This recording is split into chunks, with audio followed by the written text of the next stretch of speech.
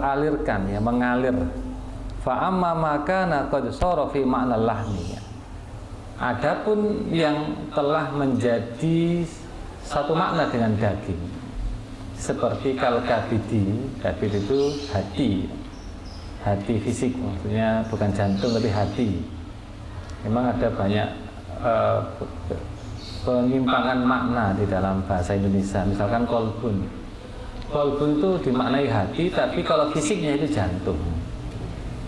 Ya, kolbun itu hati, tapi kalau fisik kolbun itu jantung. Nah, kabidun itu fisiknya hati. Nah, dimaknai hati, tapi hati yang fisik, bukan hatiku terluka, hatiku sedih, itu bukan itu. Kalau hati sedih itu kolbun. Tapi makna non fisik. Kalau fisik, kolbun itu adalah jantung. Jadi kalau dalam dokter itu amrod kolbiyah itu penyakit jantung. Dokter spesialis penyakit jantung ya lil amrodil kolbiyah, penyakit hati. Ini bukan hati itu, tapi jantung maksudnya. Wa maka nafil lahmi ghairu mansafih. Dan apa yang ada di daging tapi tidak mengalir. Daging itu kan pasti masih mengandung darah. Daging itu kan bercampur dengan darah. Tapi daging tidak haram karena darahnya sudah tidak mengalir, tidak menetes. Fa inna dzalika ghairu haram, yang seperti itu tidak haram li isma'il jami'i ala dzalika, karena semua telah bersepakat. Ini kalimat isma'nya itu. Karena semua telah bersepakat atas hukum ini. Wa qala al-Imam Ibnu Atiyah wa damu yuradu bihil masfuh. Darah ini yang dimaksud adalah yang masfuh, kata Ibnu Atiyah. Li'anna ma khalatal lahma, karena sesungguhnya yang menyampuri daging, darah yang bercampur dengan daging, fa ghairu muharramin bi isma'in, maka tidak haram secara isma'.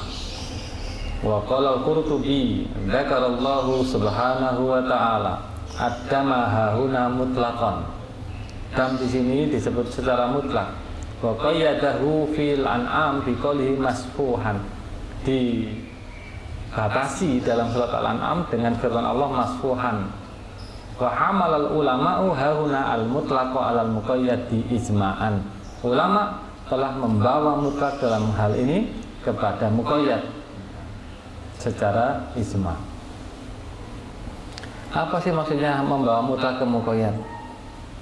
Jadi biasanya ada beberapa keadaan, ya. Intinya begini, kalau hukum dan sebabnya sama, biasanya disamakan. Maksudnya kalau mutlak dibawa ke muqayyad.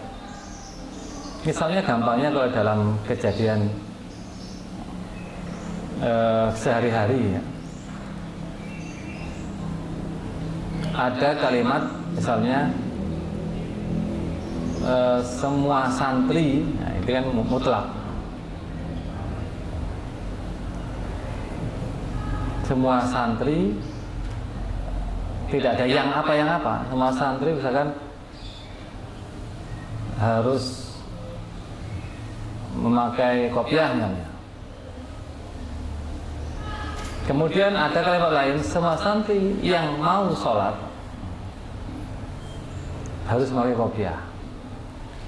Hukum yang tadi umum tadi itu apakah perlu dijadikan muqayyad, dibatasi yang mau sholat saja atau bagaimana? Nah itu maksudnya hamdul mutlaq ala muqayyad itu. Jadi ada hal yang bebas, yang tidak terikat, disebutkan oleh Al-Quran misalnya adalah fatah hariru raqabah, memerdekakan budak. Jadi dalam ayat lain kalimatnya fatah hariru raqabatin mu'minah, memerdekakan budak yang mukmin. Ini berlaku, yang mukmin itu berlaku untuk yang ghairu mukmin, maksudnya untuk yang tanpa mukmin. Yang kalimat fatah raqabah itu loh, apakah itu harus mukmin juga? Nah, itu para ulama mengatakan, ya, itu juga mukmin. Kenapa? Karena di ayat yang lain disebut mukmin. Kalau sebabnya dan hukumnya sama. Biasanya dalam ilmu Al-Quran atau usul fikih ada ittihadil hukmi wa ittihadil sababi. Kalau beda sebab beda hukum ya nggak perlu disamakan, nggak perlu disamakan. Fadamu huna yuradu bil masfuh li'anna ma khalata al-lahma ghairu muharramin bi isma'. Darah dalam hal ini yang dimaksudkan adalah yang mengalir, karena yang bercampur dengan daging bukan haram atau tidak haram secara isma'. Seperti itu pula hukum al-kabid. Kabid itu adalah hati, wakihal, dan limpa. Mujma'un alaihi secara disepakati, atau itu juga disepakati. Nah, kalau Imam Abu Hayyan, "Damu dhahiruhul umum." Kata dam itu umum. Wa yatakhassasu bil masfuh, dikhususkan dengan yang masfuh, yang mengalir. Ini berarti bukan muqayyad mutlak, tapi babnya umum khas. Li ayatil an'am, pada ayat al-an'am. Fa idza kana masfuhan fala khilafa fi manajasatihi wa tahrimihi. Maka jika ini adalah mengalir, maka tidak ada perbedaan bahwa itu najis dan itu adalah haram. Jadi di dalam Al-Quran itu ada yang mutlak, ada yang muqayyad, ada yang am, ada yang khas. Itulah seninya ulama usul fikih, ulama Al-Quran nanti mengkaji yang seperti ini, sehingga kita bisa membatasi yang nampak umum di dalam Al-Quran. Misalnya adalah ayat berperang, waqatilu fi sabilillah wa'lamu annallaha sami'un alim. Berperanglah jalan Allah. Dan siapa yang diperangi? Di ayat yang lain disebutkan waqatilu fi sabilillahil ladzina yuqatilunakum. Yang diperangi adalah orang yang memerangi kalian. Maka dibatasi, tidak bebas merang itu, tapi yang memerangi kalian. Kemudian ada kalimat faqtulul musyrikina kafatan, perangilah orang musyrik seluruhnya, karena yuqatilukum kafah, sebagaimana mereka memerangi kalian seluruhnya. Ini bisa dibatasi dengan ayat la yanhakumullahu 'anil ladzina lam yuqatilukum fid-din. Allah tidak melarang kalian untuk berbuat baik kepada orang-orang yang tidak memerangi kalian. Wa lam yukhrijukum min diyarikum, dan juga tidak mengusir kalian dari negara kalian. Antabarruhum wa tuqsitu ilaihim, agar kau berbuat baik kepada mereka atau berlaku adil kepada mereka. Jadi kita membatasi ayat ini dengan ayat itu, membatasi ayat yang sana dengan yang sini. Jadi membaca sebuah aturan, kita harus membanding-bandingkan antara aturan itu, lalu merumuskan mana aturan yang berlaku untuk seluruhnya, mana yang berlaku untuk sebagian. Ya, itulah kerjanya para ulama usul fikih, ulama Al-Quran, itu tugasnya. Sehingga kalau menurut para sahabat, jika tidak tahu halal, tidak tahu am, khos, tidak tahu mutlak, muqayyad, lalu berfatwa, maka ini berbahaya. Karena dia akan langsung aja dia berfatwa berdasarkan ayat tertentu yang ternyata ayat itu sudah tidak berlaku umum lagi, tapi berlaku khusus. Ya, qala Imam As-Sawkani wa dam qad ittafaqal ulama ala anna dam haram. Kata dam itu telah disepakati oleh para ulama bahwa dam adalah atau darah itu haram. Wa fil ayatil ukhra au daman masuhan. Fayuhmalul mutlaqu alal muqayyad, maka yang mutlak dibawa ke muqayyad. Maksudnya dimuqayyadkan. Ya anna ma khalata bil lahmi ghairu muharramin. Karena yang bercampur dengan daging tidak haram. Wada'ila dzikril ijma'. Apa alasan penyebutan ijma' di sini? Alasannya adalah, atau motif penyebutannya adalah taqyidu itlaqil lafdz dam, membatasi kemutlakan lafaz dam. Li'annahu ja'a mutlaqan, karena lafaz dam itu mutlak fil ayah, dalam ayat ini. Fasarrahal mufassirun bi'annahu muqayyadun bil ijma'. Maka ahli tafsir menjelaskan bahwa ayat dam ini, dam itu dibatasi secara isma dengan kalimat masfuh, atau yang mengalir saja. Jadi yang haram yang mengalir. Kalau tidak mengalir ya tidak haram, termasuk tidak najis. Misalkan darah nyamuk, nyamuk kan nggak netes darahnya, itu nggak najis. Misalkan seperti itu. Atau darah lalat misalkan, atau apa semut darahnya nggak mengalir, berarti tidak najis. Tapi kalau bawahnya nyamuknya sampai netes mengalir dikit aja, berarti itu sudah najis itu. Walahmul khinzir, di dalam ayat ini lahmul khinzir itu maknanya termasuk gajinya, termasuk lemaknya. Yasmulul sahma, yasmul itu mencakup, meliputi gajihnya, wa jami'a ajzaihi, dan seluruh bagian tubuhnya, termasuk ya rambutnya, ekornya, semuanya, kukunya, kulitnya. Qala Imam As-Samarqandi lahma khinzir fadzakara lahma khossatan, dalam hal ini Allah menyebut lahm atau daging secara khusus, wal muradu bihil lahmu wa sahmu wa jami'u ajzaihi, yang dimasukkan adalah daging, gajih, dan seluruh bagian tubuhnya. Fahada syai'un qad ajma'al muslimuna ala tahrimi, ini adalah sesuatu yang telah disepakati oleh umat Islam pengharamannya. Qala al-Imam Ibnu Atiyah wa khussa dzikrul lahmi minal khinzir. Kenapa disebut daging saja? Kenapa enggak langsung umum saja wa khinzir gitu aja biar umum? Liyatul ala tahrimi ainihi dzukiya am lam yudzak. Untuk menunjukkan bahwa yang diharamkan itu adalah ainnya, ainnya ya babinya itu, baik itu disembelih maupun tidak disembelih. Dzukiya aw lam yudzak. Baik itu disembelih atau lam yudzak atau tidak disembelih. Waliya'um masahmu wa waliya'um masahma wa ma hunalika, dan juga biar umum mencakup gajih ya, lemak itu, wa ma hunalika, dan apa yang ada di daging itu, minal ghadharif, baik dari tulang-tulang yang rawan, tulang empuk-empuknya itu ya, wa ghairiha, dan lain-lainnya, dan selain ghadharif. Wa asma'at al-ummah ala tahrimi syahbi, dan umat telah sepakat pengharaman daging gajihnya babi.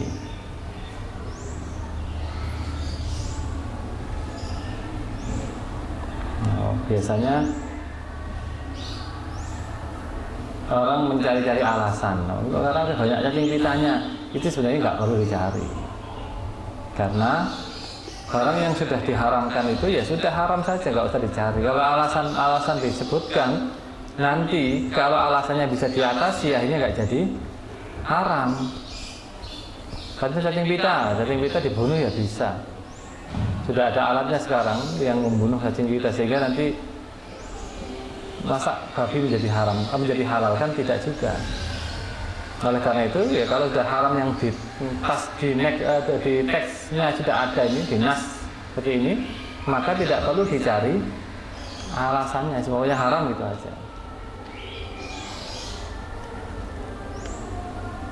Wa qala al-Imam al-Qurtubi ajma'at al-ummah ala tahrimi syahmil khinzir. Umat telah sepakat pengharaman daging gajih ya, syahmil khinzir, gajihnya babi. Hanya saja yang menjadi problem kita ini adalah barang yang haram seperti ini ditakuti ya. Jadi kalau lihat babi pasti wedi, lihat anjing takut. Takutnya apa? Najis ya. Padahal kita tiap hari selalu berinteraksi dengan najis. Apa? Ya cawi itu kan megang najis.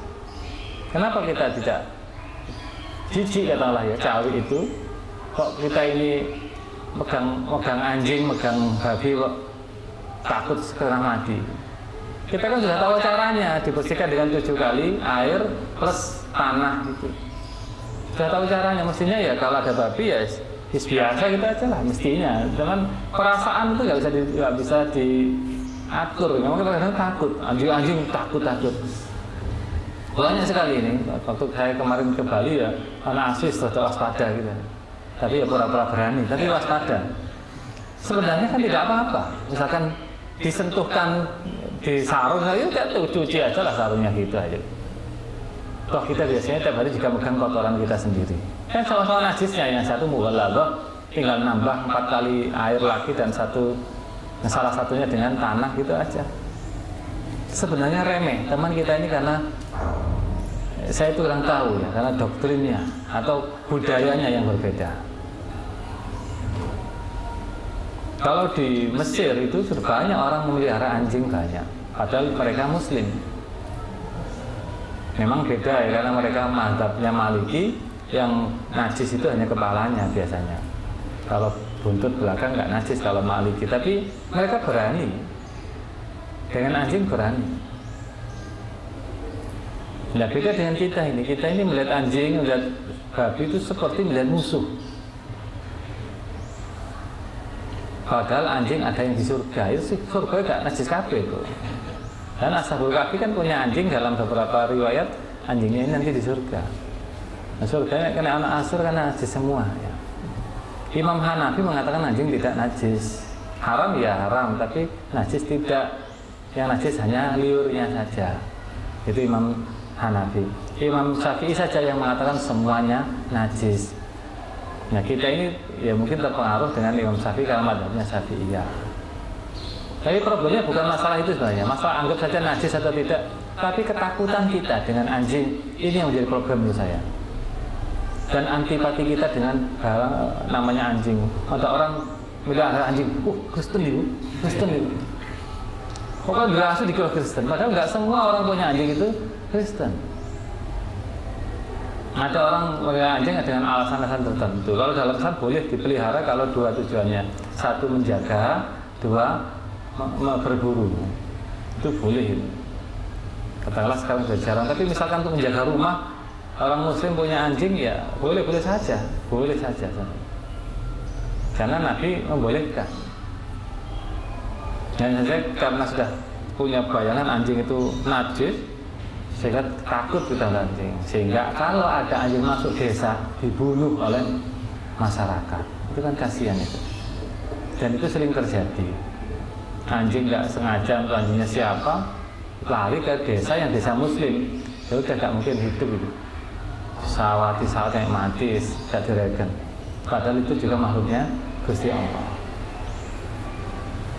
Hadai ila dzikril isma, maksudnya motif atau yang mengajak untuk mendorong untuk menyebut isma ini adalah anal ayat nassat ala dzikril lahmi.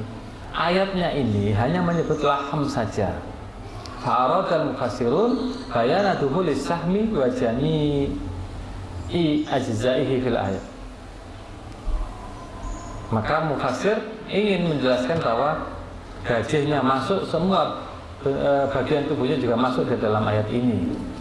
Di samping ada ulama yang membolehkan atau menghalalkan makan yang bukan dagingnya. Siapa itu? Madhab Zahiri. Madhab Zahiri, Abu Daud namanya. Itu membolehkan mengkonsumsi selain daging babi, karena yang haram dagingnya saja katanya.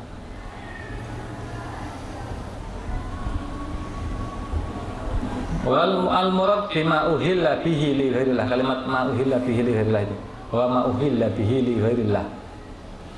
Wa ma dhubiha lil asnam, yaitu yang disembelih untuk patung-patung sesembahan itu. Qala al-Imamul Jassas wa la khilafa bainal muslimin anna al-murada bihi dzabihatu idza ahalla biha atau idza uhilla biha li ghairillah inda dzabhi. Tidak ada perbedaan bagi umat Islam bahwa yang dimaksud dengan ma'uhilla bihi li ghairillah adalah sesembelihan yang atau ketika disembelih tidak ketika disembelih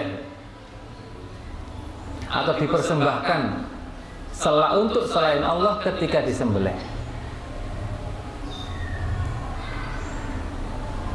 Jadi ketika nyembelih itu niatnya bukan untuk Allah, itu yang dilarang. Wa qala al-Imam al-Wahidi wa ma'na wa ma uhilla bihi li ghairillah qala Ibnu Abbas ma dzubiha lil asnam, yang disembelih untuk patung, untuk para sesembahan itu.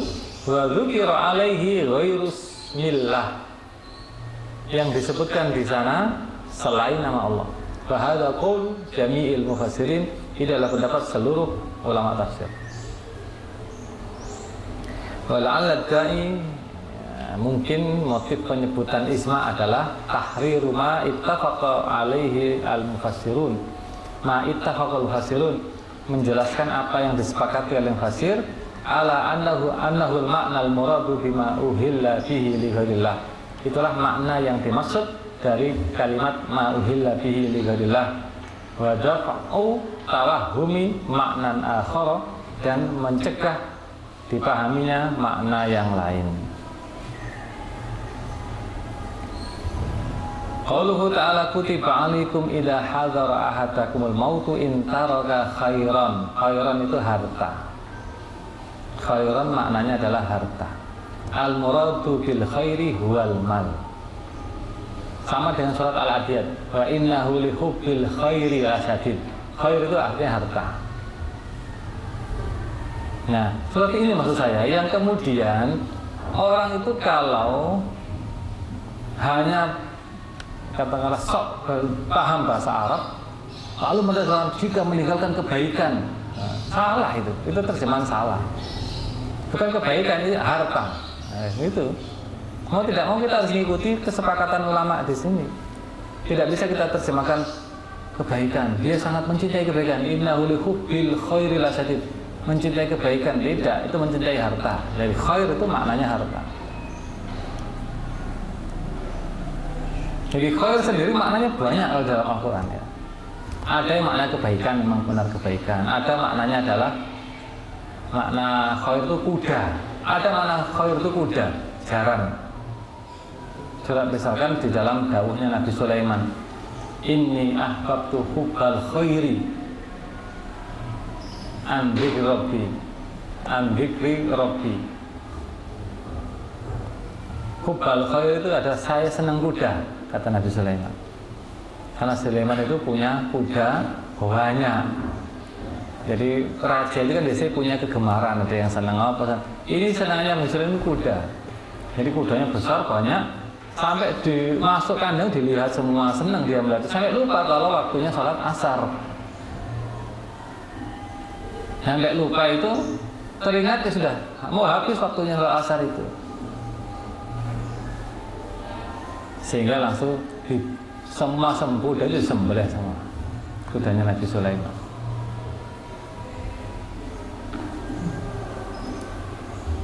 Rudduha alayya, dan salat itu.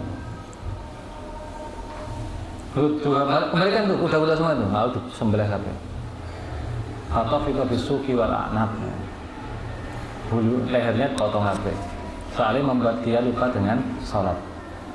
Al-murad bil khair di sini adalah al-mal, harta. Qala al-Imam al-Mawardi wal khairu al-malu fi qaulil jami'. Khair ini adalah harta menurut pendapat seluruh ulama. Qala Mujahid al-khairu fil Quran kulluhu al-mal. Ini berlebihan. Tapi ulama tabi'in mengatakan demikian. Mujahid tabi'in. Semua khair di Quran adalah harta. Semua al-khair di Quran adalah harta. Padahal ya bisa misalkan kuda juga bagian dari harta, juga bisa dikatakan demikian. Cuman ini menurut saya berlebihan. Berlebihan itu ada beberapa yang tidak bermakna harta. Qala Imam Ibnul Jauzi wa fa'amal khairu hahuna fa huwal malu fi qaulil jamaah. Al khair dalam ayat ini adalah harta dalam pendapat kelompok ulama. Imam Ar-Razi mengatakan fala khilafa annahul mal hahuna. Tidak ada perbedaan, ini di sini maknanya adalah harta. Imam Al-Qurtubi al khairu huna al mal min ghairi khilaf, tanpa perbedaan. Imam Abu Hayyan mengatakan ya'nil mala in taraka khairan ya'ni al mala fi qaulil jami', dalam pendapat seluruh ulama. Wa da'i ila dzikril ijma' tahdidul ma'nal murad bil khair. Yang diinginkan atau motif penyebutan isma ini adalah menentukan makna yang dimaksud dengan kata khair. Li'anna lafdzal khairi mustarakun, karena lafaz khair itu mustarak, polisemi, maknanya banyak. Yahtamilu ma'anin adidatan, mengandung banyak makna. Waradat fil Quran, yang ada dalam Al-Quran. Itu di bawah itu ada saya tulis dalam footnote-nya itu, di antara makna khair dalam Quran itu ada mal atau am. Dari mana kata to'am itu? Dari dawuhnya Nabi Musa, inni lima anzalta min khairin faqir. ya Allah aku butuh makan. Itu memang kisahnya Nabi Musa sedang kelaparan. Jadi min khairin fakir itu aku butuh makan.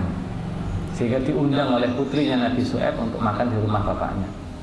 Wal quwah, khair wa ana quwah. Wal ibadah wa ta'ah, juga bermakna ibadah, ketaatan. Wa husnul halah, keadaan yang baik. Wa tahdzil, khair wa ana lebih baik. Qaulal akhiratu khairun, nah nanti lebih baik gitu. Khairun laka minal ula ya. Al-Quran khair juga warna Al-Quran juga ada dalam Al-Quran. Karena maknanya banyak, maka di sini disepakati yang mana khair itu, maka disepakati di sini adalah yang bermakna harta. Jadi kalau punya harta, meninggalkan harta, wajib punya wasiat, itu intinya. Qauluhu ta'ala wal fitnatu asyaddu minal qatli. Fitnah lebih kejam daripada pembunuhan. Di sini fitnah maknanya adalah kafir, bukan fitnah dalam bahasa Indonesia. Al-muradu bil fitnati fil ayati al-kufru. Kalau kafir daripada membunuh, ya lebih baik membunuh daripada kafir. Dosanya itu lebih besar dosa kafir daripada dosa membunuh.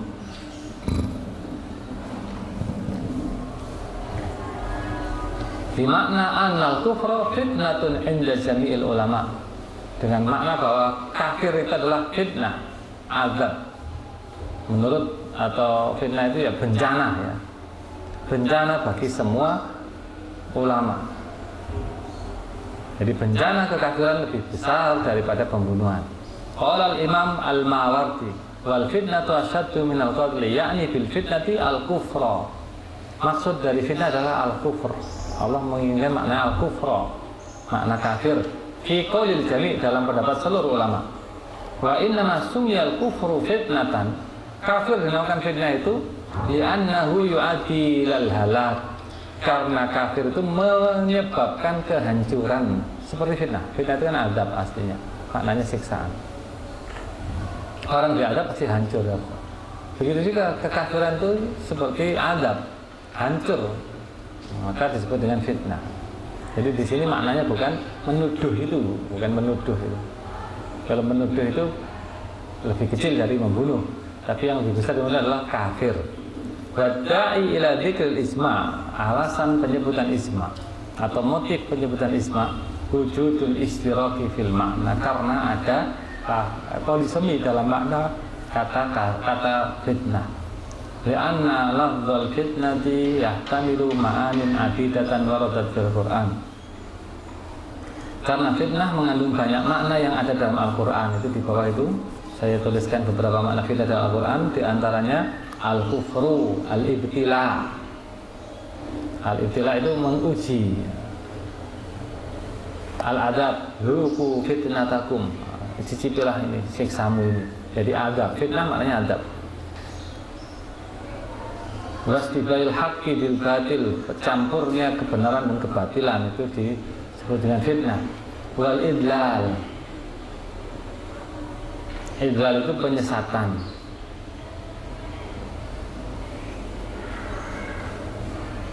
Al-ikhraq binar, dibakar dengan api, itu fitnah juga. Wa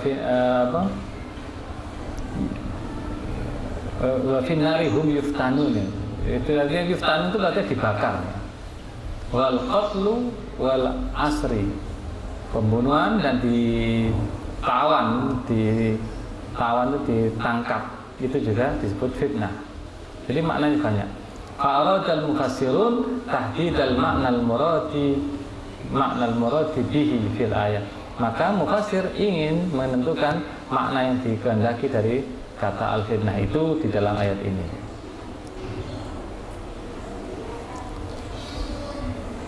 Qauluhu ta'ala wa atimul hajja wal umrata lillah. Fa in usirtum hamastaysara minal hadyi ila akhirih. Di sini ada 3 isma. Pertama di kalimat an-nusuk ya. Fafidyatum min siyamin aw shadaqatin aw nusuk. Fidyahnya orang yang sakit lalu mengukur rambutnya. Aw adam ra'si, atau ada penyakit di kepalanya lalu dia mencukur rambutnya, maka fidyahnya adalah min siyamin, puasa, aw shadaqatin atau sedekah, au nusukin atau menyembelih kambing. Nusuk maknanya adalah menyembelih kambing.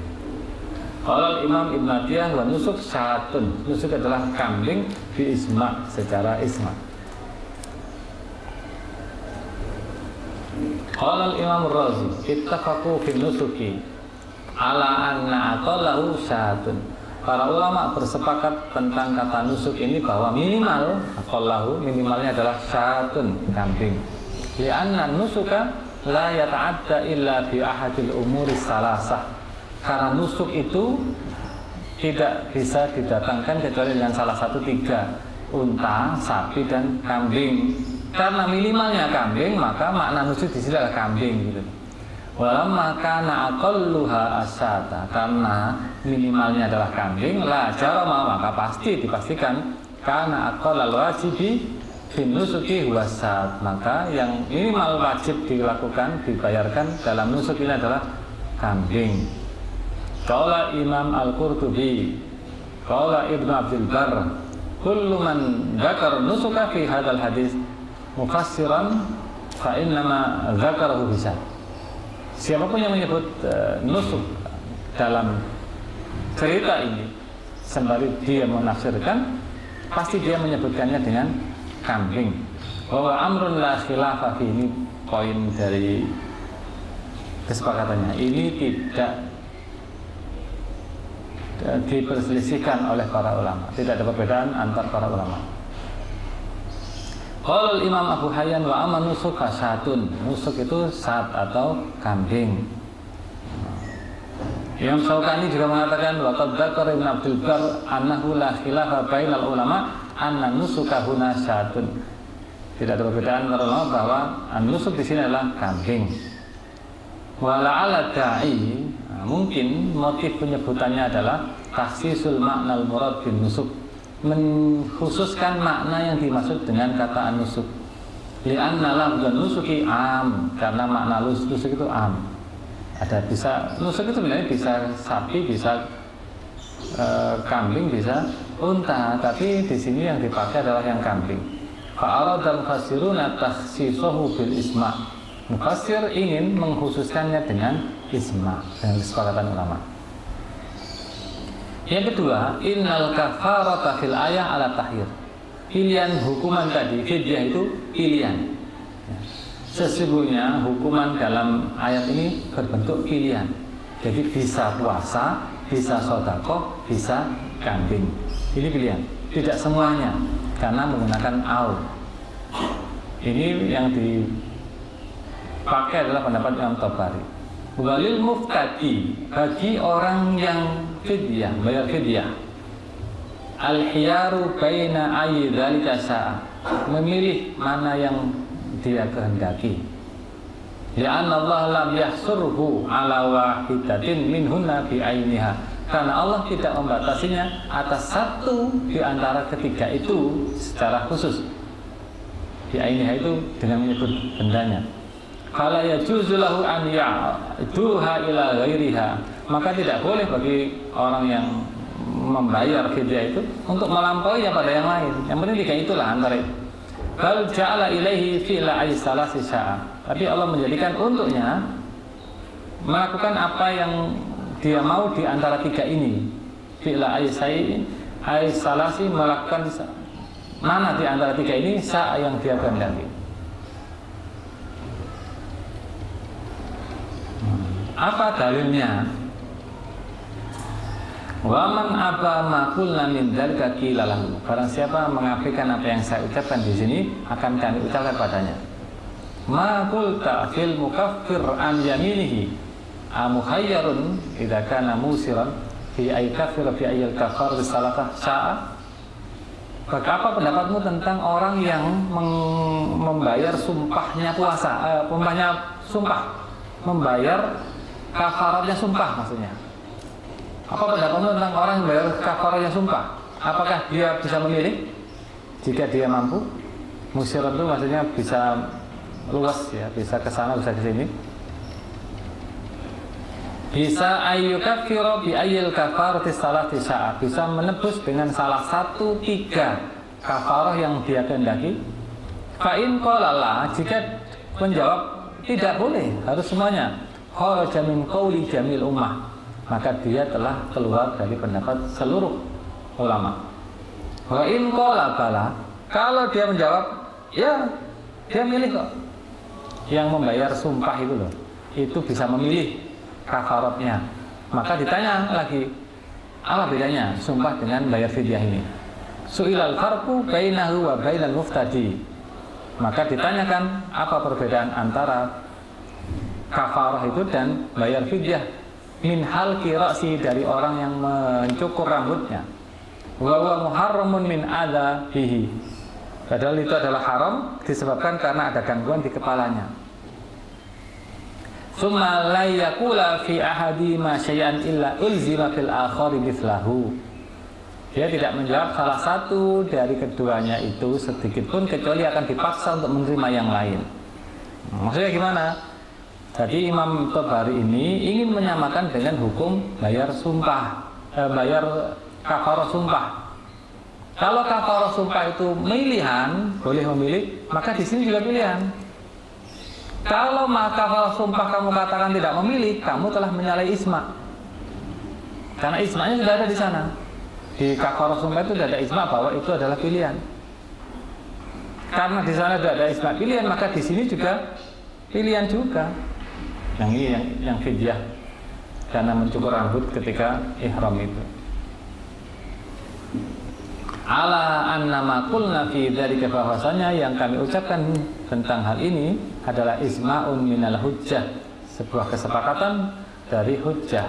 Fa min fi dzalika mustahnan anil istizhadi ala sihhati bi ghairihi. Di dalam hal ini dicukupkan dari memakai dalil dari kesahihannya dengan yang lain. Memakai dalil istishad itu ala sihati, atas kesahihannya, diawali dengan dalil lainnya. Cukup dalil ini saja gitu. Imam Qurtubi mengatakan qala Abu Umar kana zahiru hadzal hadis ala tartib. Zahir hadis ini kayaknya tartib urut. Min siyamin aw shadaqatin aw kayaknya urut. Walaysa kadzalika, padahal bukan demikian. Walau sahha hadza kana ma'atahu al-ikhtiyar awalan wa fa'awalan.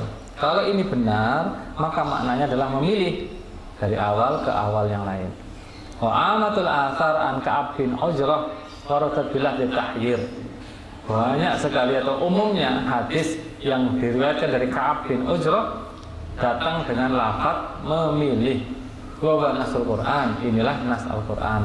Wa alaihi madha amalul ulama fi kulli amsar wa qatlahum. Inilah dan disinilah telah berlaku perbuatan atau amalan para ulama di berbagai daerah dan fatwa-fatwa mereka. Wa da'ila dzikril isma, apa da'inya atau motif penyebutan isma'nya? Al-ihtijaju bihi fi tarjihi qaulin ala qaulin fi tafsiri ayatin ukhra. Penyebutan isma di sini untuk dipakai hujah dalam menguatkan pendapat yang lain dalam penafsiran yang lain.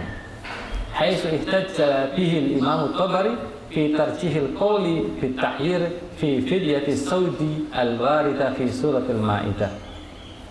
Karena Imam Tabari menggunakan ayat ini sebagai penguat untuk mentarjih pendapat pilihan dalam fidyahnya orang yang berburu atau berburu dalam haji. Kan ada ayat ya ayyuhalladzina amanu la taqtulus sayda wa antum hurum gitu. Wa man qatala minkum muta'ammidan fajazaa'un mithlu ma qatala minan na'ami. Nah, itu juga pilihan. Dasarnya apa? Karena ini pilihan. Kalau ini pilihan di sana juga pilihan. Jadi hukum itu di Quran itu kayak hukum di negara kita lah ya. Dia harus membayar uang denda 500 juta atau dipenjara selama 50 tahun misalkan. Ya. Atau itu artinya salah satu gitu loh. Bukan ya penjara ya bayar gak begitu. Kecuali dan, nah itu berarti dua-duanya bayar, dua-duanya dilakukan. Kalau atau berarti salah satu. Itu yang ingin dijelaskan di sini adalah itu. Jadi ayat ini untuk menyebutkan salah satu saja. Disinilah pentingnya belajar ilmu bahasa di dalam memahami teks, baik teks Indonesia, kalau hukum ya, hukum negara kan juga Barang siapa dengan sengaja menyakiti dan atau menyinggung dan atau berarti kan itu semuanya itu. Jadi kalau dan menyinggung dan menyakiti dan memukul, dia gak memukul kok berarti tidak dapat itu karena dan. Kalau dan berarti harus semuanya. Kalau dua tok, kalau dannya 4, enggak itu, nggak bisa dikenai hukum itu karena belum semuanya. Makanya dalam hukum-hukum itu banyak yang dan atau. Maksudnya melakukan 1 pun sudah kena, gitu. Melakukan 2 ya kena, melakukan 3 ya kena, gitu.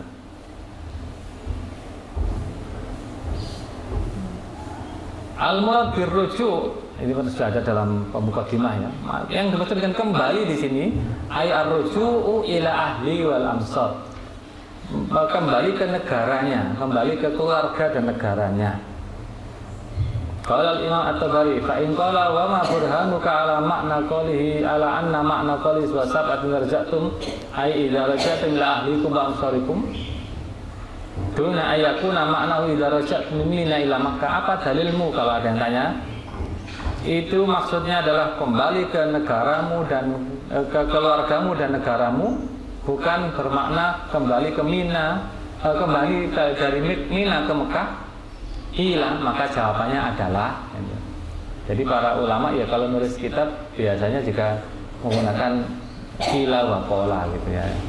Istilahnya adalah as-su'al wal jawab. Jadi ada pertanyaan seakan-akan tapi nggak ada yang tanya sebenarnya. Dia seakan fa in qulta qultu. Jika kau bertanya aku jawab begini. Jawabannya adalah isma'u jami' ahlil ilmi, kesepakatan seluruh ulama ala anna maknahu ma qulna duna ghairi, bahwa maknanya adalah yang sudah saya sebutkan bukan yang lain. Ini sudah ada dalam muqaddimah ya. Waqad asnadal Imam At-Tabari at-tafsir bihi an Qatadah. Tafsirnya ini dinisbatkan, disandarkan kepada Qatadah atau Ar-Rabi dan Sa'id bin Jubair. Wada'i ila dzikril isma'. Motif penyebutan isma'nya adalah ar-raddu ala man za'ama, membantah orang yang berprasangka bahwa maksudnya adalah kembali ke Mekah, kembali dari Mina ke Mekah. Bahwa puasanya itu dilakukan idza raja'tum, jika sudah berada di negaranya masing-masing, bukan ketika di Mekah, maksudnya begitu. Wal murad bi hadiril Masjidil Haram, yang dimaksud dengan hadiril Masjidil Haram adalah ahlu Makkah, penduduk Mekah yang wajib sholat Jumat di Mekah. Berarti jangkauan azan lah ya. Dia masih mendengar azannya orang Mekah. Misalkan Mekah itu batasnya Peterongan, maka Rejoso itu kayak kerumah azan Peterongan, maka dia termasuk hadiril Masjidil Haram. Jadi dia boleh haji, dia tidak boleh tamattu ya. Dia tidak boleh haji tamattu. Haji tamattu itu untuk yang tidak dari hadiril Masjidil Haram. Kita biasa Indonesia menggunakan haji tamattu. Qala Imam At-Tabari, summa ikhtalafa ta'wil fi man ana bi qoulihi ta'ala. Apa yang dimaksud dengan firman Allah, "Dzalika liman lam yakun ahlu hadzal Masjidil Haram." Ba'da ijma'i bani'ihim, setelah mereka semua sepakat, ini kesepakatannya. Ala ahlal haram ma'niyuna bihi, bahwa penduduk haram termasuk di dalamnya ini. Dimaksudkan di sini dengan hadiril Masjidil Haram. Wa annahu la mut'ata lahum, mereka tidak boleh haji tamattu. Jadi tidak boleh haji tamattu, harus haji ifrad ya. Waqad istadrakal Imam Ibnu Atiyah qaul al-Imam At-Tabari. Imam Ibnu Atiyah telah membenarkan, istadrak itu membenarkan ya. Misalnya mengkoreksi, dan tanda kutip koreksi sebagian. Wa qala wa khatalafan nasu fi hadiril Masjidil Haram. Dia mengatakan manusia, orang-orang telah berbeda pendapat tentang hadiril Masjidil Haram. Ba'dal isma ala ahli Makkah wa ma ittasala bihi. Setelah mereka sepakat ini adalah ahli Mekah dan yang terhubung dengannya. Imam Tabari mengatakan ba'dal isma ala ahli haram. Setelah ada isma bahwa itu adalah penduduk haram. Walaysa kama qala, bukan seperti itu kata Imam Ibnu Atiyah. Faqala ba'dul ulama, karena sebagian ulama berkata man, siapa hadir Masjidil Haram, man orang kana yang haisu di suatu tempat tajib wajib al-jum'atu alaihi, sholat Jumat di Makkah, di kota Mekah, bahwa hadri atau hadori atau hadri, bacanya boleh hadori aja lah. Maka dia adalah hadori, orang yang wajib sholat Jumat di Mekah karena dia mendengar adzan misalnya, maka itu disebut hadori, bukan badawi. Wa man kana ab'ada min dzalika fa huwa badawi. Adapun yang lebih jauh dari itu tidak mendengar adzan, ya batasannya tentu bukan adzan yang ada sonnya, ya, adzan yang tanpa son, fa huwa badawi, maka disebut badawi. Tapi adzan di Arab itu terdengar. Kenapa? Karena di Arab itu tidak banyak pohon, jadi gedung tinggi juga nggak ada, sehingga adzan orang biasa pun ya jangkauannya lumayan panjang, lumayan jauh, bisa 1 kilo, 2 kilo mungkin bisa terdengar terkadang, karena mereka hampir seperti di padang pasir. Jadi padang pasir kan luas ya, luas dan suara itu bebas. Kalau di sini kan ada banyak pohon yang menghalangi sampainya suara. Wada'i ila dzikril isma' tahriru mahallin niza' fi ba'di sakinil haram. Motif penyebutan isma'nya adalah untuk menegaskan tempatnya perselisihan di dalam bab sebagian penduduk haram. Siapa sih sakini Masjidil Haram itu?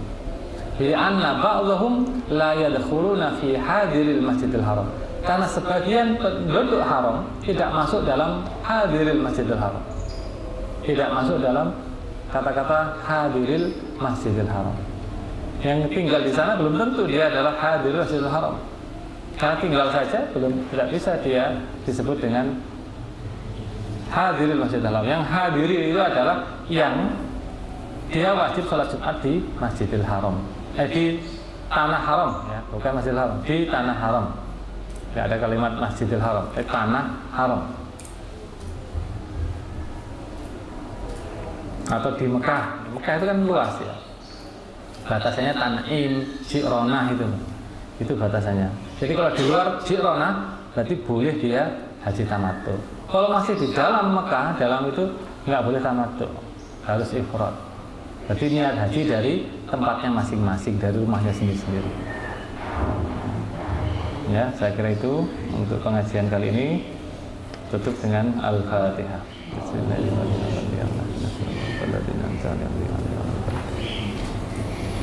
Bismillahirrahmanirrahim. Alhamdulillahirabbil alamin. Allahumma shalli wa sallim barik ala sayyidina Muhammad. Allahumma inna nas'aluka fahman nabiyyin wa hifdzal mursalin wa ilhamal malaikatil muqarrabin bi rahmatika ya arhamar rahimin. Allahumma aghnina bil ilmi wa zayyinna bil hilmi wa akrimna bit taqwa wa jamilna bil afiyah. Wa sallallahu ala sayyidina Muhammad wa ala alihi wa sahbihi wa baraka wa sallam. Walhamdulillahi rabbil alamin. Assalamualaikum warahmatullahi wabarakatuh.